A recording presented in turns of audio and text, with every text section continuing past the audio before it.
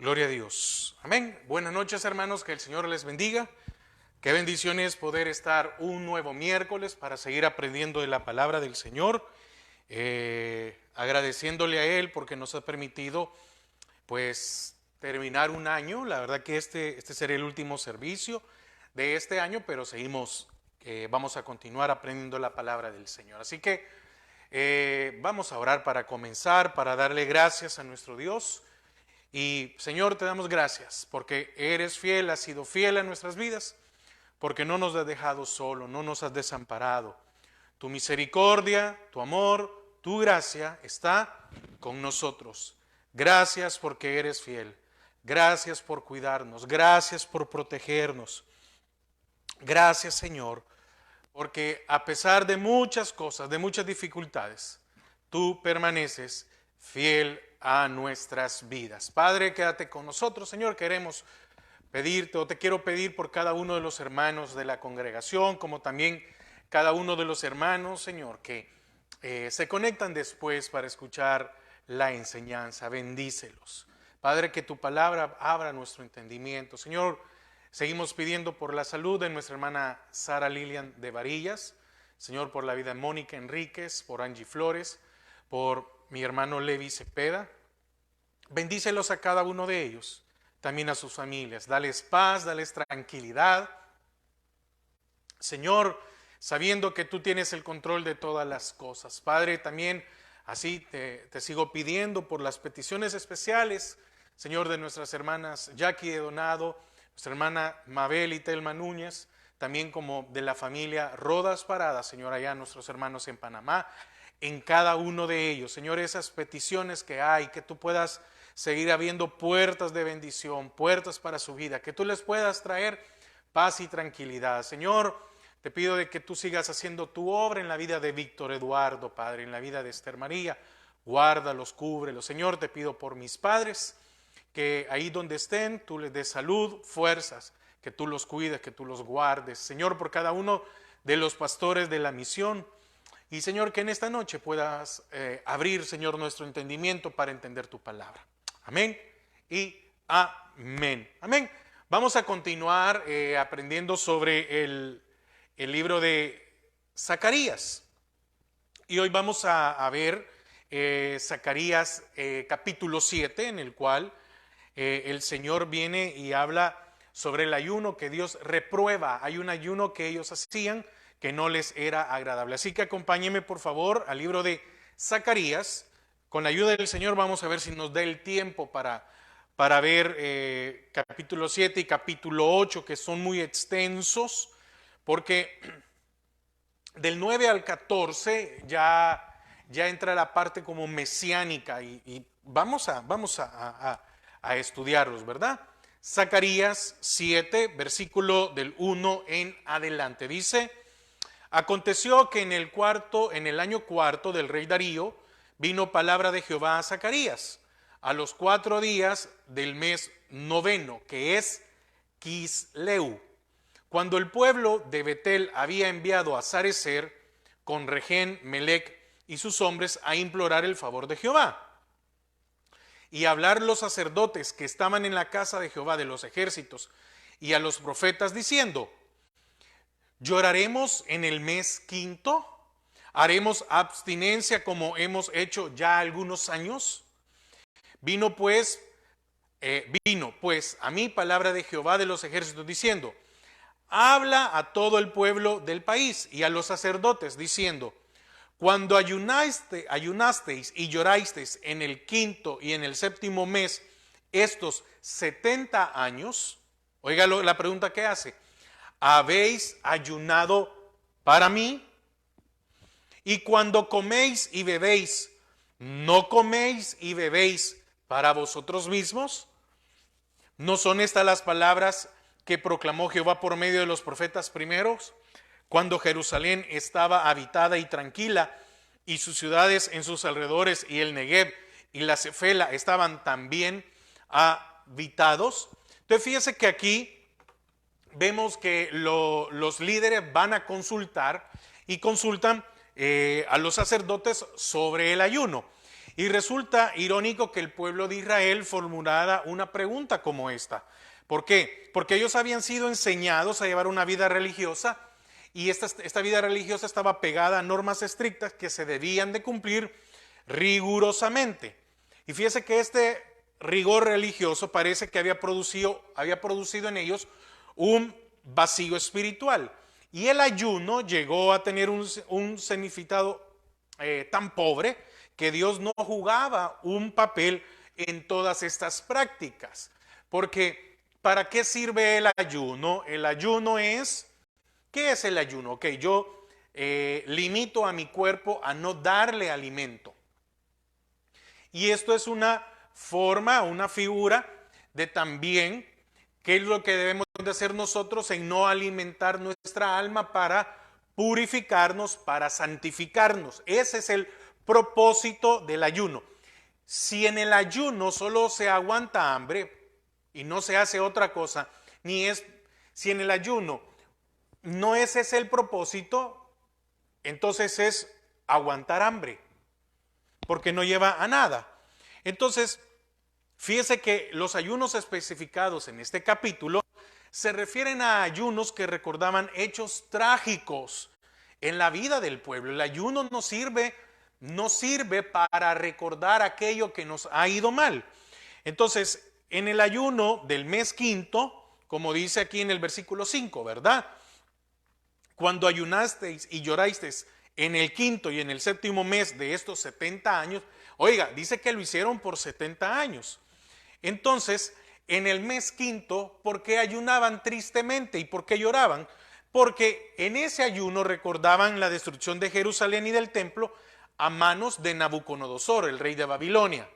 Allá está en Jeremías 51, versículos del 12 al 14.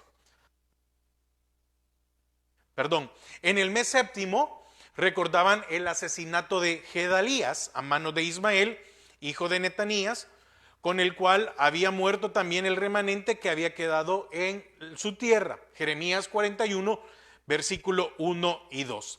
Pero además de estos dos ayunos, también celebraban uno en el mes cuarto, cuando el muro fue destruido y los guerreros salieron huyendo por las brechas del muro. Para referencia, Jeremías 52, 6 del 52, del 6 al 12. Y el ayuno del mes décimo, que lo realizaban para conmemorar el comienzo del ataque contra Jerusalén. Jeremías 52, 4. Entonces, aquí vemos que ellos ayunaban 4 veces y dejaban de comer para recordar una tragedia, una tristeza.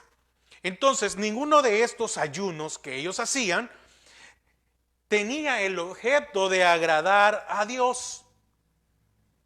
Ninguno, sino que todos eran para recordar la aflicción, el dolor producido por aquellos momentos en los cuales había pasado todo el pueblo. Entonces, seguirlos practicando era como seguir recordando o seguir viviendo aquella sensación de derrota, aquel sentimiento de aquella derrota. Y ahora ellos ya no estaban cautivos, estaban libres. Entonces, ¿cómo es que iban a seguir? Recuerda que también en uno de los salmos dice, ¿y cómo cantaremos? Y que les decían, canten, canten, ¿y cómo si estamos cautivos? Pero ahora estaban libres, ahora no tenían excusa para cantar. Entonces el profeta Zacarías llega para anunciar al pueblo que Jehová se ha acordado de ellos y que ya no deben de seguir con estas prácticas, ya no deben de seguir con estos ayunos. ¿Por qué? Porque ahora ya no era tiempo de tristeza, ya no era tiempo de aflicción, ahora era tiempo de fiesta, de restauración. Y ya nadie debería de seguir guardando ese sentimiento de aflicción. Pero no vemos en ningún momento que el Señor haya dicho, ustedes van a ayunar por esto, a recordar. No, no vemos eso. Sino que ellos lo hicieron para recordar. Entonces, el Señor responde al cuestionamiento con dos preguntas claves que se entrelazan. Y aquí vemos de las personas cuando comen, ¿verdad? Uno es cuando las personas comen. Dice, ¿lo hacen para su propio beneficio? Porque dice el versículo 5, habla a todo el pueblo del país y a los sacerdotes diciendo, cuando ayunasteis y llorasteis en el quinto y en el séptimo mes de estos 70 años, ¿habéis ayunado para mí? Quiere decir que nosotros nos podemos encontrar en situaciones que el Señor no ha pedido que hagamos y las ponemos como que fueran mandatos del Señor. ¿Habéis ayunado para mí? Y en el 6 les dice, y cuando coméis y bebéis, ¿no coméis y bebéis para vosotros mismos? Entonces el Señor les pregunta, cuando ustedes comen, ¿lo hacen para su propio beneficio? Claro que sí, pero cuando ayunan, ¿qué motivo tienen para hacerlo? Si es para recordar desgracias, entonces ya no deben de seguir esta práctica, porque el ayuno debería ser practicado como se ha enseñado por los profetas que antecedieron a Zacarías. Amén. Porque recuerde que el ayuno, ¿para qué sirve? El ayuno sirve para llevar un cambio de actitud en nuestras vidas, menguar nuestra carne, menguar nuestra naturaleza. Cuando uno ayuna no solo es para aguantar hambre, es para tener un momento de oración. Cuando uno ayuna debe decir, bueno Señor, voy a ayunar por esto, pero debemos de tener peticiones. Señor, ya no quiero ser una persona temerosa. Señor, ya no quiero ser una persona que se desespera. Señor, ya no quiero esto. Ese era el propósito del ayuno. Y ellos habían ocupado el ayuno, ¿para qué? Para recordar tragedias, tristezas. Si el ayuno no tiene el propósito de que haya un cambio en mi vida, entonces es un ritual. Y eso es una y otra vez y no sirve de nada. Entonces, este mensaje que el Señor da al pueblo es un mensaje reflexivo para aún en nuestro tiempo. Porque cada acto que nosotros hacemos debe de ser con un corazón sincero y no debemos de caer en un ritualismo frío y muerto. ¿Sí? Porque mire, honestamente yo no tengo nada en contra, de verdad. Yo no tengo nada en contra de que la gente haga ayunos. No, ese no es como se llama mi deber juzgar a nadie. ¿Quién soy yo para juzgar? Pero fíjese que en varias ocasiones he visto que hay iglesias que ayunan del 1 al 21 de enero porque los 21 días como el ayuno de Daniel y todo lo demás. Pero muchas veces vamos a ayunar. ¿Cuál es la razón? ¿Cuál es la razón para ayunar? ¿Es un ritual? ¿Es cumplir algo que se hace todos los años? Porque sí me he encontrado con gente que lo hace y a la semana andan, déjeme ponerlo de esta manera, por mí, estoy hablando de mi experiencia, no estoy hablando de otra cosa, estoy hablando en base a mi experiencia y creo que en base a mi experiencia tengo todo el derecho de poder comentárselo. Ok, entonces, en base a mi experiencia, he visto que a la semana ya la gente anda con un humor muy difícil. Claro, están sometiendo su cuerpo, pero no está sacando ningún beneficio. A los 15 días no se diga, la gente anda muchas veces irritable. No ha dormido bien, no ha comido bien, no se ha alimentado y se ponen... El ayuno es para que a la semana yo me irrite. No, el ayuno es para que dentro de nosotros haya un cambio. Si usted puede ayunar y usted tiene esa fuerza para ayunar, entonces que sea para que haya un cambio en nuestras vidas. ¿Qué bendición es eso? Entonces, ¿por qué? Porque el que ayunemos y que lo hagamos correctamente demuestra o debe de reflejar nuestra devoción, debe de ser, reflejar es tener en práctica nuestra devoción con Dios. Y debemos de tener una relación íntima, una relación espiritual que debe ser práctica en nuestras vidas. Entonces, estos dos asuntos no se pueden separar, pues son complementarios. Amén. Que nuestra devoción se debe reflejar en la práctica. Y la vida práctica debe de tener una relación íntima con el Señor. Entonces, no puede haber una verdadera adoración si la vida en la sociedad no resulta en beneficio de los demás. Pero si en vez de ser beneficio es perjudicial para los que me rodean, cuando hablo de las sociedades, si el ayuno que paso con dolor de cabeza, que paso irritado y yo llego a mi trabajo y discuto y me peleo con mis hijos, con mi esposo, con mi esposa, con quien sea, entonces, si es perjudicial, deténgase. No, mire, el Señor no lo va a juzgar a usted por esa razón. El Señor no lo va a condenar. No, es que el ayuno tiene que ser primero con conocimiento y debe de ser con un motivo. Si el motivo principal no es rendir nuestra alma al Señor, vamos a perder el tiempo. Estos habían ocupado el ayuno por 70 años para entristecerse. Habían ocupado el ayuno para llorar y ya no estaban cautivos y querían seguir practicando cosas que no se les mandó a hacer. Entonces, fíjese, ¿por qué esto es muy importante? Porque usted y yo no podemos explotar, oprimir, maltratar a nuestro prójimo y supuestamente estamos dedicando un ayuno para Dios, ¿verdad? No podemos comportarnos de esa manera. Entonces, recuerde que Juan enseña, ¿verdad? Y dice, si alguno dice, yo amo a Dios y aborrece a su hermano, es mentiroso. Hay que tener cuidado con eso.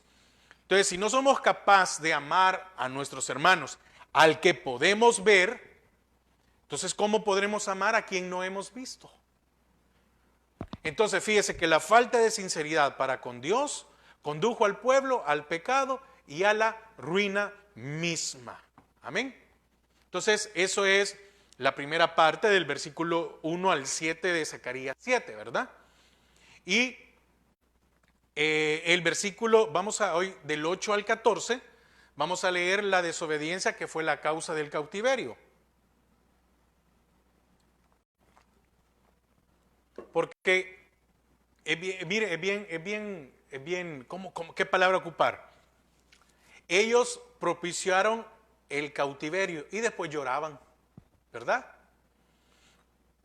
Versículo 8 al 14 de Zacarías 7. Y vino palabra de Jehová a Zacarías diciendo, así habló Jehová de los ejércitos diciendo, juzgad conforme a la verdad y hacer misericordia y piedad cada cual con su hermano. No oprimáis a la viuda, al huérfano, al extranjero ni al pobre, ni ninguno piense mal en su corazón contra su hermano, porque no quisieron escuchar. Antes volvieron la espada y taparon sus oídos para no oír, y pusieron su corazón como diamante para no oír la ley ni las palabras que Jehová de los ejércitos enviaba por su espíritu, por medio de los profetas primero. Vino, por tanto, gran enojo de parte de Jehová de los ejércitos. Y aconteció que así como él clamó y no escucharon, también ellos clamaron.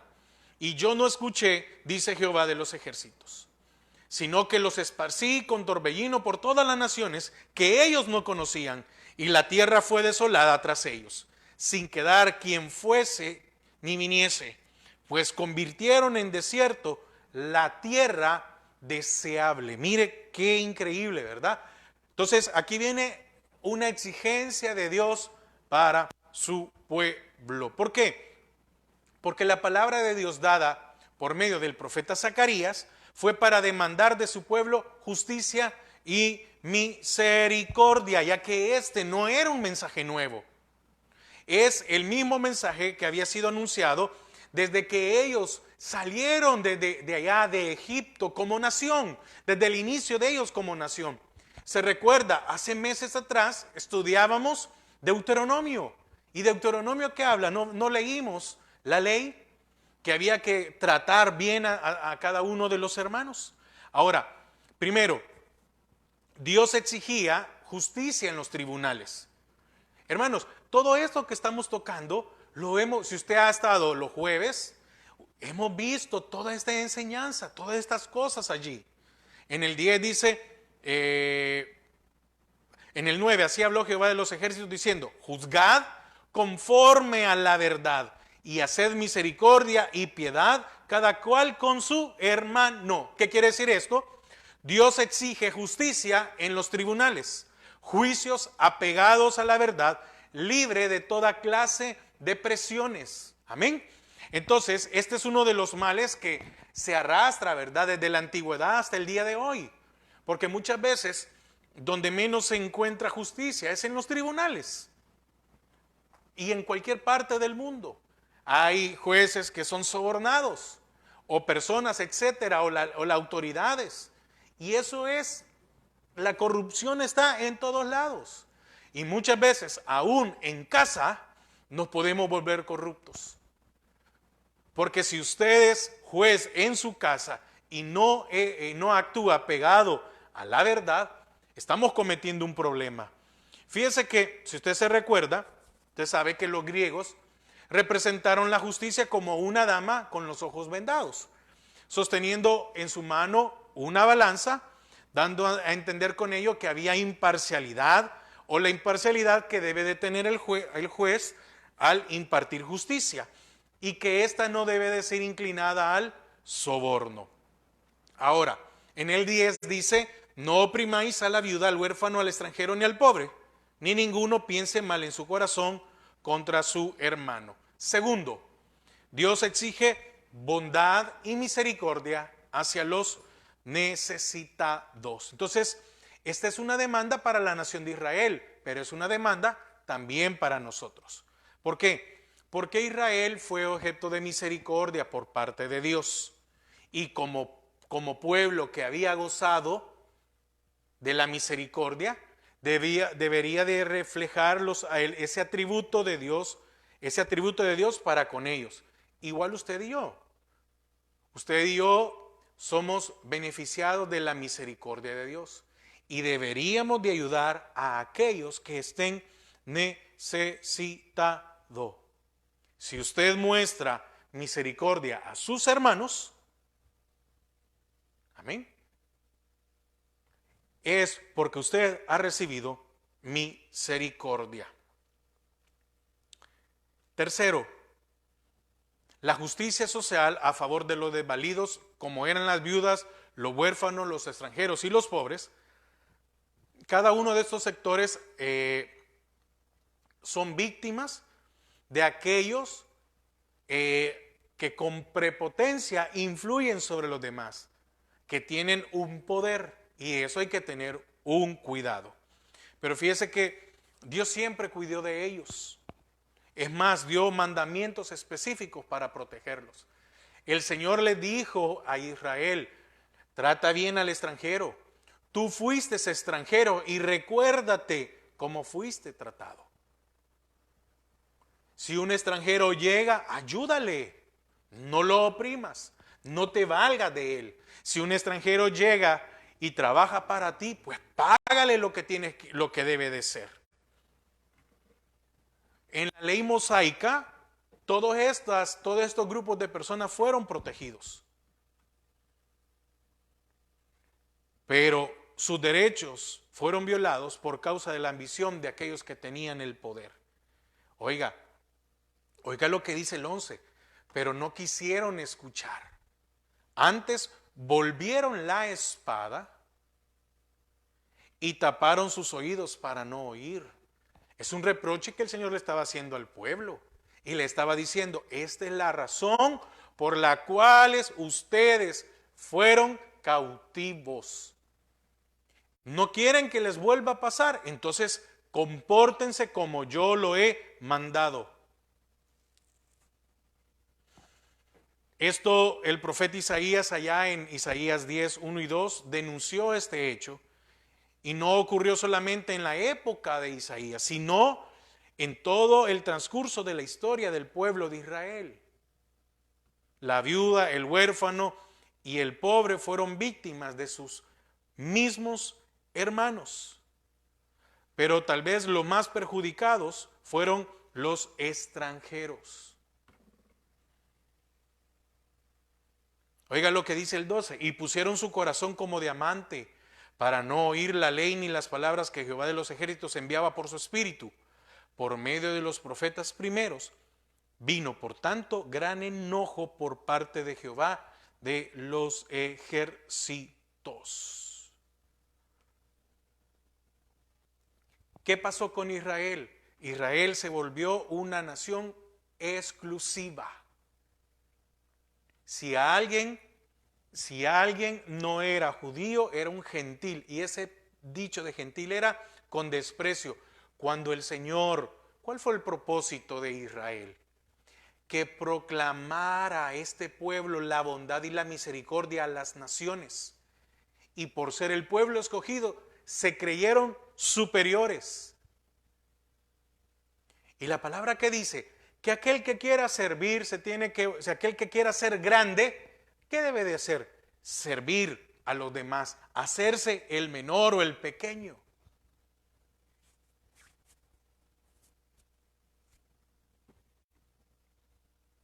Moisés legisló a favor de ellos, argumentando que tanto Abraham como ellos mismos, su descendencia, fueron extranjeros. Éxodo 22-21. Esto es motivo suficiente para cuidar de los extranjeros, así como Dios los había protegido a ellos. Entonces podemos resumir en 3 palabras lo que Dios exige a su pueblo para una mejor convivencia. ¿Cuál es? El bien común. Y no lo hicieron. Amén. ¿Por qué? Porque fíjese que la maldad procede de la ambición, de la envidia, de esas pasiones más oscuras que hay en nuestro corazón, en el corazón del hombre, ¿verdad? Que no tienen en cuenta a Dios. ¿Qué dijo el Señor? Que ninguno debería pensar en su corazón el mal contra su hermano. ¿O no es algo que hemos estado oyendo por tiempo? O al día de hoy, imagínense, estamos terminando el año 2022 y no vemos clamor de paz en algunos países. No vemos escenas de violencia en todos lados.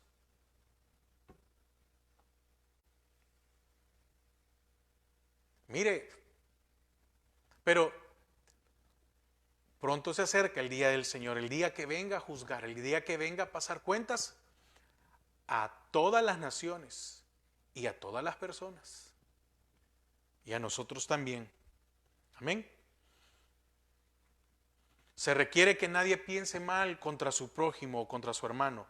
Por el contrario, cada uno debe pensar en los demás como en sí mismos, cumpliendo así el requerimiento de la ley. Amarás a tu prójimo como a ti mismo. Levíticos 11:18. Amén. Fíjese que dice el 11, pero no quisieron escuchar.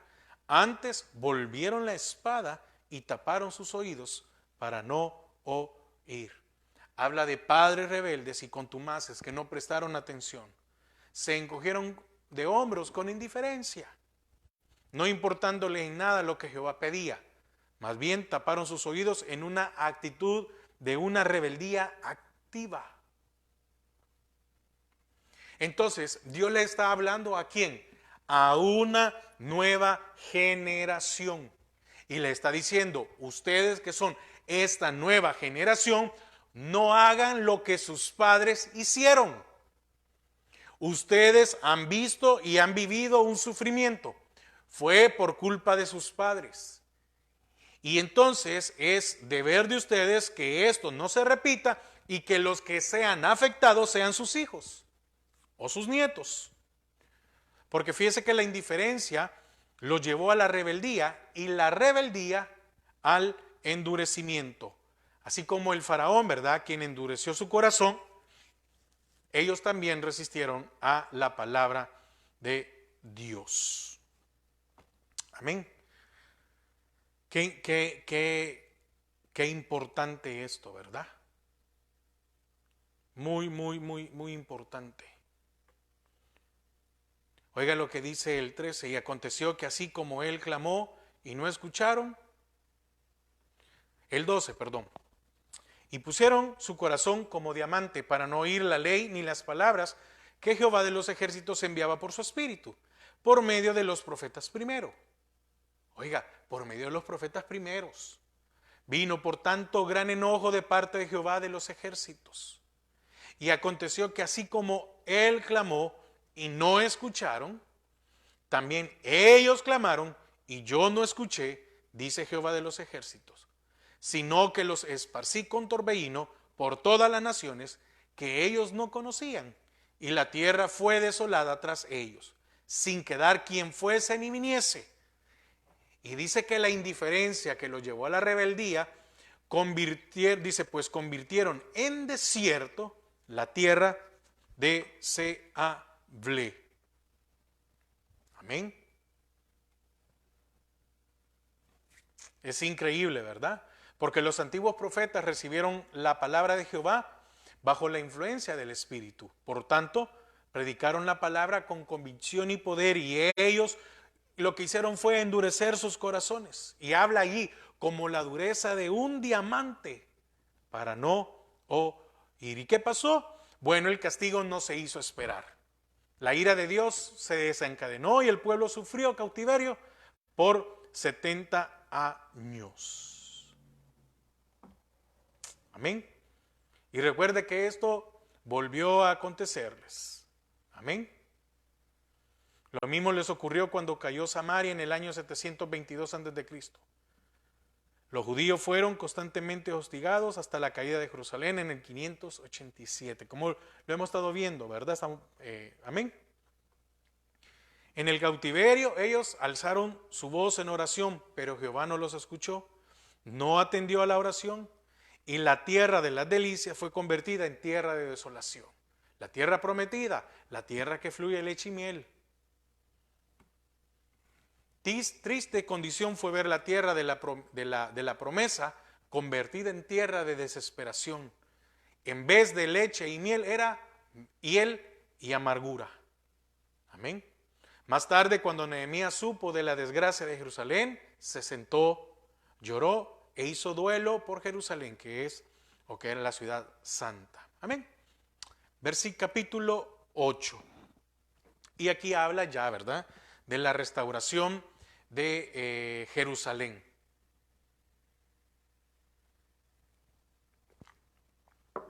Vamos a leer Zacarías del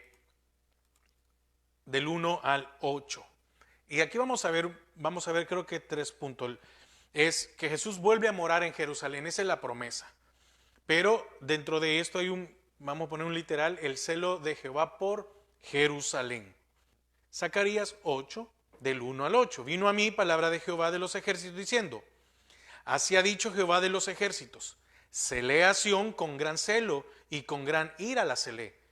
Así dice Jehová, yo he restaurado a Sión y moraré en medio de Jerusalén, y Jerusalén se llamará ciudad de la verdad, y el monte de Jehová de los ejércitos, monte de santidad. Así ha dicho Jehová de los ejércitos, aún han de morar ancianos y ancianas en las calles de Jerusalén, cada cual con bordón en su mano por la multitud de los días. Y las calles de la ciudad estarán llenas de muchachos y muchachas que jugarán en ellas. Así dice Jehová de los ejércitos, si esto parecerá maravilloso a los ojos del remanente de este pueblo en aquellos días, ¿también será maravilloso delante de mis ojos? Dice Jehová de los ejércitos. Así ha dicho Jehová de los ejércitos, he aquí, yo salvo a mi pueblo de la tierra del oriente. Oiga, yo salvo a mi pueblo de la tierra del oriente y de la tierra donde se pone el sol. Y los traeré y habitarán en medio de Jerusalén y me serán por pueblo, y yo seré a ellos por Dios en verdad y en justicia. Así ha dicho Jehová de los ejércitos, esfuércese vuestras manos, los que oís en estos días estas palabras de la boca de los profetas, desde el día que se echó el cimiento a la casa de Jehová de los ejércitos para edificar el templo. Amén. 8. Y los traeré y habitarán en medio de Jerusalén y me serán por pueblo, y yo seré por Dios en verdad, en justicia. Yo seré a ellos por Dios en verdad y en justicia. Amén. Vemos aquí que Dios tenía un celo por Sión.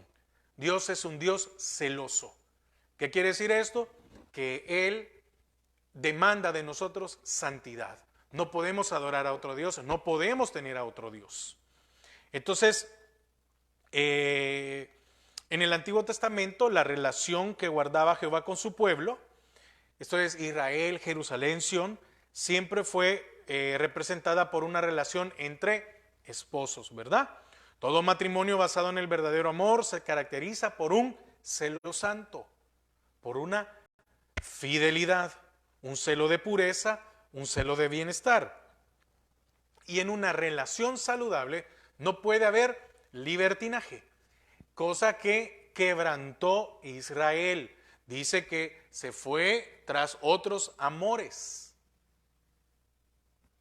¿Sí? Se fue buscando otro marido. Entonces fue infiel al Señor. Entonces, al usar Zacarías la idea del celo de Jehová, lo debemos de entender en esa dimensión de un celo santo que anhela exclusividad y pureza. ¿Anhela qué? Exclusividad y pureza.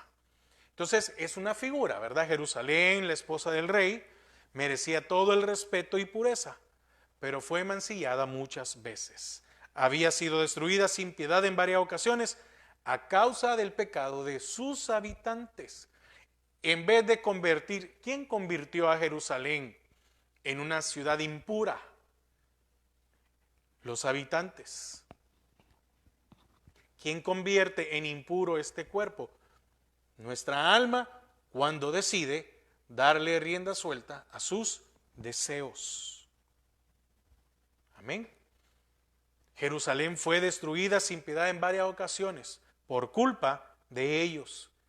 El templo fue profanado y los elementos del culto de Jehová fueron objeto de sacrilegio. Los vasos de oro y de plata fueron usados por Belsasar para beber él, sus nobles, sus mujeres y sus concubinas. Recuerda allá Daniel 5, ¿verdad? Y Dios condenó el reinado de Belsasar. Mene, mene, tekel, uparsin. Pesado ha sido y ha sido encontrado falto. ¿Por qué? Porque todo aquel que mancillara a Jerusalén, que las cosas del Señor, no iba a quedar impune e iba a haber una sentencia, y una sentencia fuerte. Fíjese que Jerusalén ocupaba un lugar prominente, era símbolo de la presencia de Jehová, morada del rey, pero había perdido su lugar. Estaba Jerusalén y estaba el templo en donde se debía de adorar al Señor. Entonces, ahí estaba en el arca la presencia de Jehová.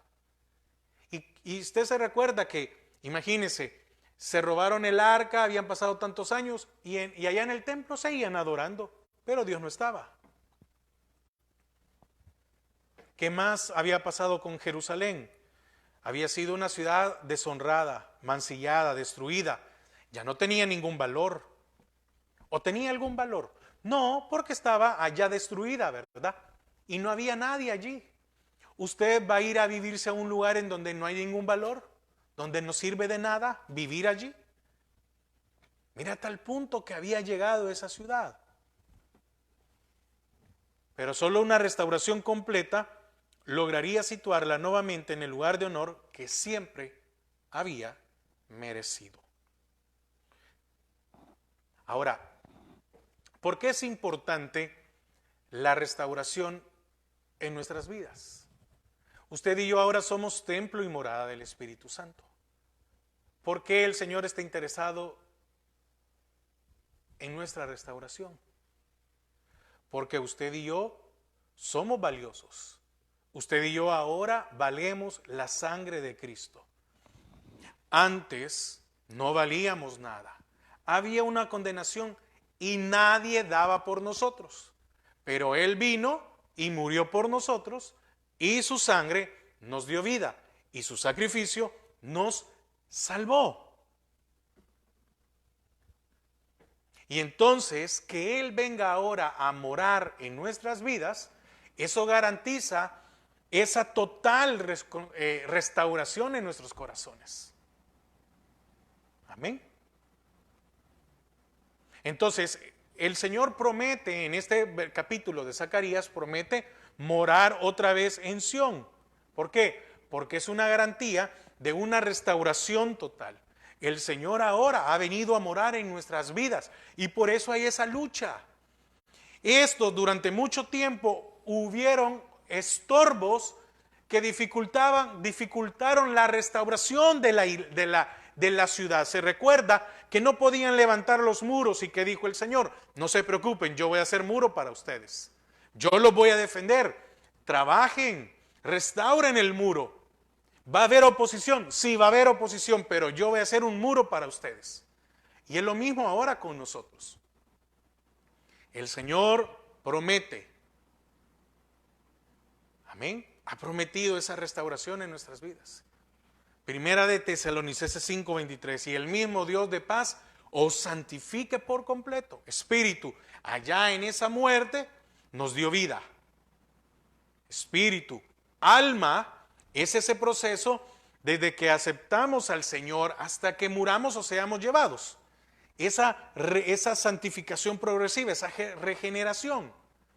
Y el día que seamos transformados, espíritu, alma y cuerpo. Amén. Entonces, así como, como el objetivo, Zacarías tenía un objetivo, que era el de animar al pueblo a reiniciar la reconstrucción del templo, suspendida por causa del enemigo y de la negligencia del mismo pueblo. Ahora el Señor a usted y a mí nos anima a que sigamos con esa restauración en nuestros corazones. Porque aquí les estaba prometiendo que un día Él iba, y esta es la promesa, ¿verdad? Que Él va a venir a morar otra vez allí y a reinar. Él ahora está en nosotros, pero la promesa es que nosotros vamos a estar con Él allá en el cielo. Mire, hay una promesa para el Israel terrenal, que es aquí, pero hay una promesa para el Israel espiritual, que es su iglesia, que es allá. El que es reino, hay una promesa y dice: no, yo voy a venir otra vez y voy a reinar sobre todos. Pero al que es iglesia, dice que nos va a llevar a estar allá con Él y que iremos a predicar a los lugares celestes.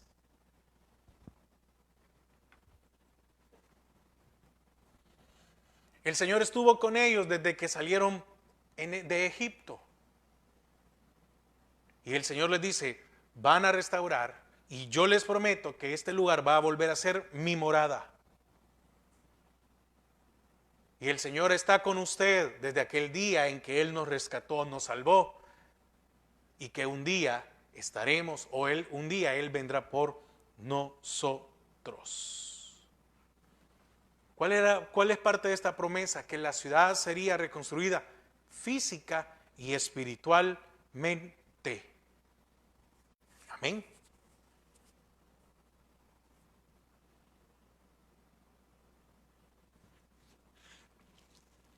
Porque dice en el 8: y los traeré y habitarán en medio de Jerusalén y me serán por pueblo y yo seré a ellos por Dios en verdad y en justicia.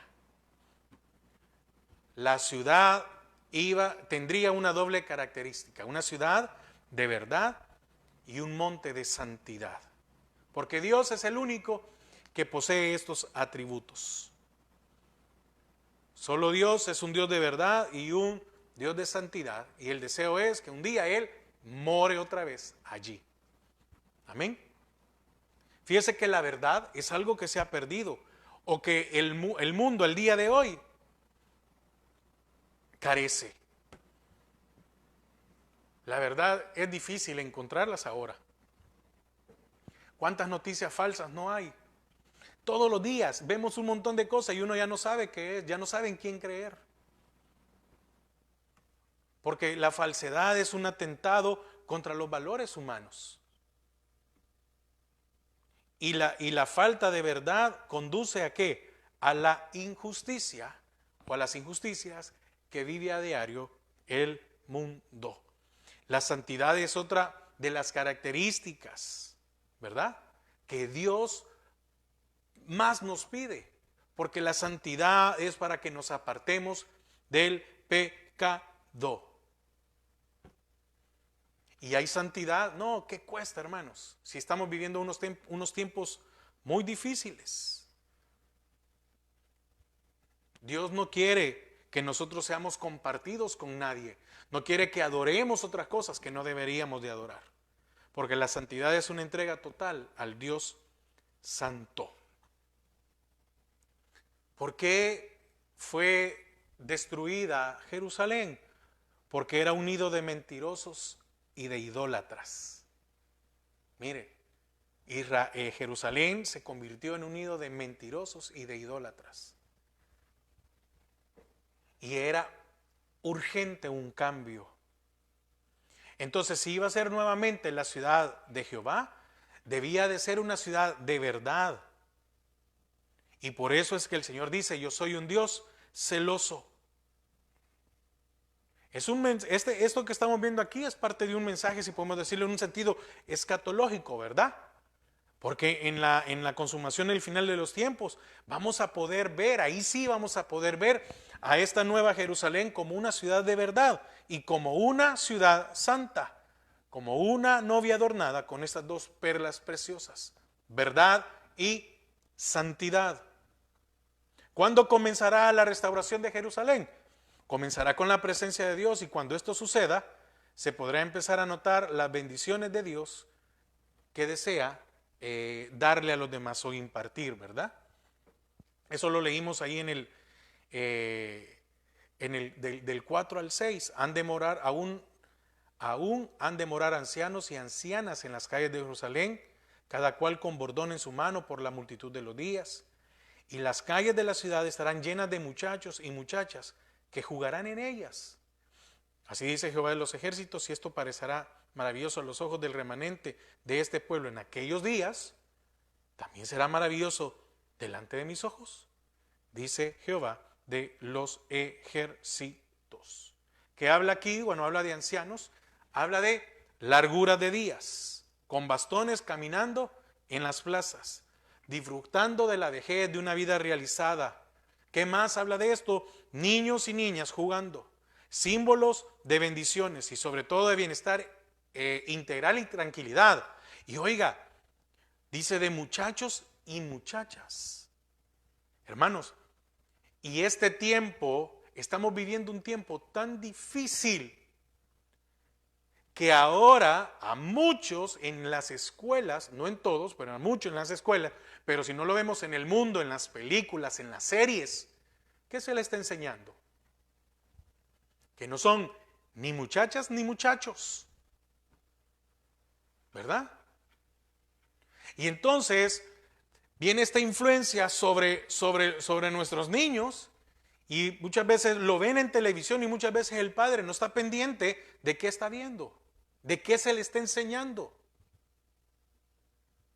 o qué platican en las escuelas con sus compañeros. Estamos viendo que países como España acaban de aprobar una ley en la cual si un menor tiene 5, 6 años, 7 y dice yo no quiero ser como nací, me quiero cambiar, entonces el gobierno le paga. Se lo acaban de aprobar. Y oiga, el Señor, y la ciudad estará, en el 8:5, y las calles de la ciudad estarán llenas de muchachos y muchachas, pero también habla de niños y de niñas. ¿Y qué valiosos son los niños y las niñas en una sociedad? Eso quiere decir que va a ser una sociedad que no muere, que está reproduciéndose, que está, ¿cómo se llama?, llenando de vida. Habla de bienestar integral y de tranquilidad, bienestar integral y tranquilidad, en que no serán confundidos, en que no serán atacados. esto parece imposible, sí, al tiempo que estamos viviendo hoy, pero para el Señor no hay. ¿Quiénes son los más afectados también en las guerras? Los niños y los ancianos. Quienes sufren, ¿por qué? Por la pérdida de sus padres. Y otros por la pérdida de sus hijos. También la injusticia social que se vive al día de hoy, ¿verdad? No solo por guerra, sino que por la delincuencia, por un montón de cosas. Entonces, si los niños y los ancianos viven bien, lo más probable es que la población esté pasando por un tiempo de bonanza. Y fíjese que este tiempo de paz está hablando sobre Israel. ¿Y ha llegado este tiempo de paz al día de hoy? No, pero es una promesa. Recuerde que Israel será restaurado. Es cierto, al día de hoy, el Israel que nosotros vemos es un Israel apóstata. Sí, pero eso no significa que va a ser destruido. No, la palabra dice que Israel será restaurado. Va a llegar el día de su restauración.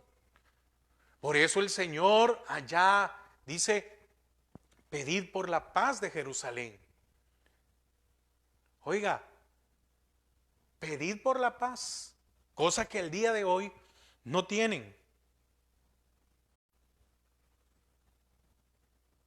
Entonces, este tiempo de paz vendrá sobre Israel y va a ser un tiempo de una verdadera renovación espiritual en donde los verdaderos valores morales y espirituales de los cuales carecen al día de hoy serán restaurados. Pero también en todo el mundo hay una pérdida de valores morales y espirituales. ¿Y qué trae este cambio? Traerá hogares restituidos, sociedades cambiadas. Y solo pueden ser realizadas con la presencia de Dios. ¿Qué se ocupa para este cambio? El Evangelio. Amén. El Evangelio. Ir por todo mundo y predicad a toda criatura el Evangelio. El Evangelio trae. Así que yo sí me siento orgulloso de ser evangélico. ¿Sí? Yo sí me siento orgulloso de ser evangélico. Cristiano evangélico. Así me siento muy orgulloso.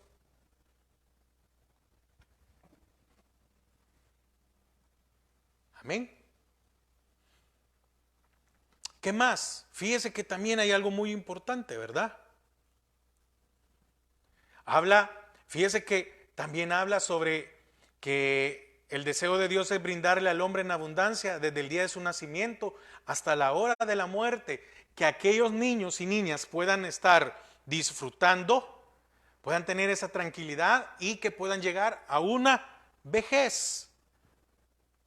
Porque la palabra de Dios es bien clara. Dios cuida del ser humano desde su concepción. Porque desde el momento en la concepción, ahí empieza la vida. Una mujer no es madre hasta que el bebé nace. Una mujer es madre desde que concibe. Ahí está, allí, es bien clara la palabra. Es madre desde que concibe, no hasta que el bebé nace. Sí, se le dice que es madre hasta que cuando nace. No, es madre. Como el hombre, desde que hay una concepción, ya es padre. Amén. Entonces, esto nos lleva, y quiero ir, me falta mucho, pero no voy a irlo concluyendo. Entonces, ese es un mensaje de reflexión para todos nosotros, porque fíjese que cómo se ve el anciano al día de hoy, como una molestia, en donde ha perdido el valor de ser un consejero, donde el anciano de hoy ha perdido el valor del respeto y ya se ve como una carga. Amén. Que vemos también que en las grandes ciudades o en todos lugares, verá que han abundado niños ahora en las calles. Vemos un montón de situaciones. No las puedo mencionar, fíjese, porque, ¿cómo se llama? Imagínense ahora cómo estamos, que no se pueden hablar de algunos temas libremente porque infringen o irrespetamos. ¿Sí? Es prohibido hablar de que se maten a niños en el vientre.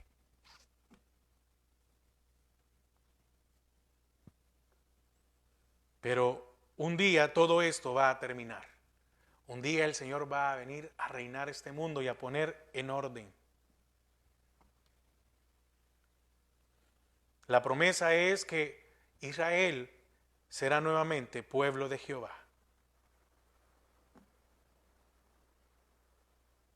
Porque al haber sido llevados a Babilonia, mire qué misericordia con ellos. El haber sido llevados a Babilonia no perdieron esa posición. Sí, se alejaron de Jehová, fueron castigados. Y sí, también fueron contaminados con las prácticas de un mundo pagano. Pero el Señor aquí dice que volverán con un corazón nuevo. Porque dice el 7, así ha dicho Jehová de los ejércitos: he aquí yo salvo a mi pueblo de la tierra del oriente y de la tierra donde se pone el sol. Y los traeré y habitarán en medio de Jerusalén y me serán por pueblo y yo seré a ellos por Dios en verdad y en justicia. Amén. Qué impacto.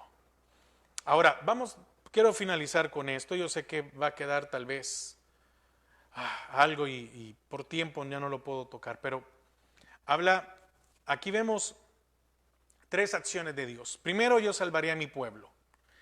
La liberación del pueblo dependía únicamente de Él. Amén.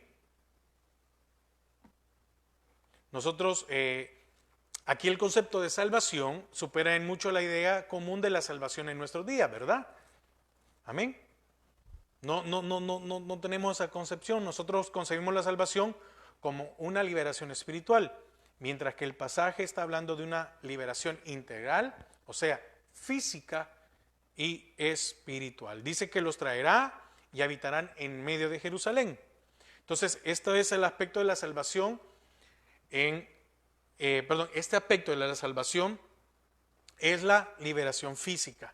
Serán reubicados nuevamente en la tierra de promisión, en el monte de santidad. Esto representará la unión de todo un pueblo, la comunión unos con otros, una fiesta en familia. Y el tercero es: yo seré su Dios. Entonces, y esto es el punto más importante o más relevante, ¿verdad? Porque hay una implicación espiritual. Una persona salvada reconocerá a Jehová como su Dios o a Cristo como Señor. Entonces, podemos notar que estos 3 aspectos personales de Dios en una salvación integral. Porque al Señor no solo le interesa nuestro bienestar espiritual, sino que también nuestro bienestar físico. Porque es integral. Amén.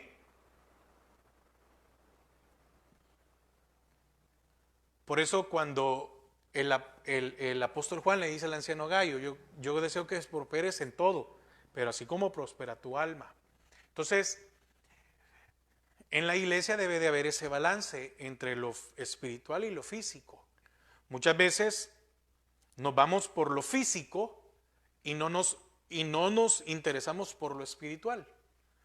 Y muchas veces nos vamos por lo espiritual y no velamos por lo físico, por lo que necesita nuestro hermano. Debe de haber una balanza.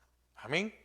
Entonces, porque ¿cuántas personas pasan por necesidades difíciles? Y muchas veces nosotros decimos: vamos a orar por usted. No, hermanos, también, no solo de oración. Si hay momentos que hay que actuar, abrir la cartera y dar, hay que hacerlo. Entonces, necesitamos completar estas 2 cosas. Amén. Y voy a terminar, porque sí falta mucho. Amén. Y ya se nos acabó el tiempo y faltó bastante, pero vamos a terminar solo con la lectura. Amén. Dice el versículo 9. Y ahí vamos a terminar. Dice: así ha dicho Jehová de los ejércitos: esfuércense vuestras manos, los que oís en estos días palabras de la boca de los profetas, desde el día que se echó el cimiento a la casa de Jehová de los ejércitos para edificar el templo. Porque antes de estos días no ha habido paga de hombre ni paga de bestia, ni hubo paz para el que salía ni para el que entraba, a causa del enemigo, y yo dejé a todos los hombres, cada cual contra su compañero. Mas ahora no lo haré con el remanente de este pueblo como en aquellos días pasados, dice Jehová de los ejércitos. Porque habrá simiente de paz, la vid dará su fruto y dará su producto la tierra, y los cielos darán su rocío, y haré que el remanente de este pueblo posea todo esto. Y sucederá que como fuisteis maldición entre las naciones, oh casa de Judá y casa de Israel, así os salvaré y seréis bendición. No temáis, mas esfuércense vuestras manos, porque así ha dicho Jehová de los ejércitos. Como pensé haceros mal cuando vuestros padres me provocaron a ira, dice Jehová de los ejércitos, y no me arrepentí, así al contrario he pensado hacer bien a Jerusalén y a la casa de Judá en estos días. No temáis. Estas son las cosas que habéis de hablar. Hablad con verdad, cada cual con su prójimo. Juzgad según la verdad y lo conducente a la paz de vuestras puertas. Y ninguno de vosotros piense mal en su corazón contra su prójimo. Ni améis el juramento falso, porque todas estas cosas son cosas que aborrezco, dice Jehová. Vino a mí palabra de Jehová de los ejércitos diciendo, así ha dicho Jehová de los ejércitos, el ayuno del cuarto mes, el ayuno del quinto, el ayuno del séptimo y el ayuno del décimo se convertirá para la casa de Judá en gozo y alegría y en festivas solemnidades. Amad pues la verdad y la paz. Así ha dicho Jehová de los ejércitos. Aún vendrán pueblos y habitantes de muchas ciudades, y vendrán los habitantes de una ciudad a otra y dirán, vamos a implorar el favor de Jehová y a buscar a Jehová de los ejércitos. Yo también iré. Y vendrán muchos pueblos y fuertes naciones a buscar a Jehová de los ejércitos en Jerusalén y a implorar el favor de Jehová. Así ha dicho Jehová de los ejércitos. En aquellos días acontecerá que 10 hombres de las naciones de toda lengua tomarán del manto a un judío diciendo, iremos con vosotros, porque hemos oído que Dios está con vosotros. Amén. Amén. Bueno, vamos a llegar hasta allí, ¿verdad? Vamos a llegar hasta ahí. Porque no quiero que el Señor, nos haya hablado en esta noche. Amén. Y una vez más, qué bendición que el Señor nos permite terminar un año y que el Señor nos permita estar un año más, el que viene, y que le seamos fiel. Amén. Que nos encuentre preparados, que nos encuentre fieles. Señor, te damos gracias a esta hora, porque tu amor y tu misericordia, Señor, es grande sobre nuestras vidas. Gracias por la oportunidad que tenemos de proclamar tu nombre. Bendícenos en el nombre de Jesús. Amén y amén. Que el Señor les bendiga y que pasen una feliz noche.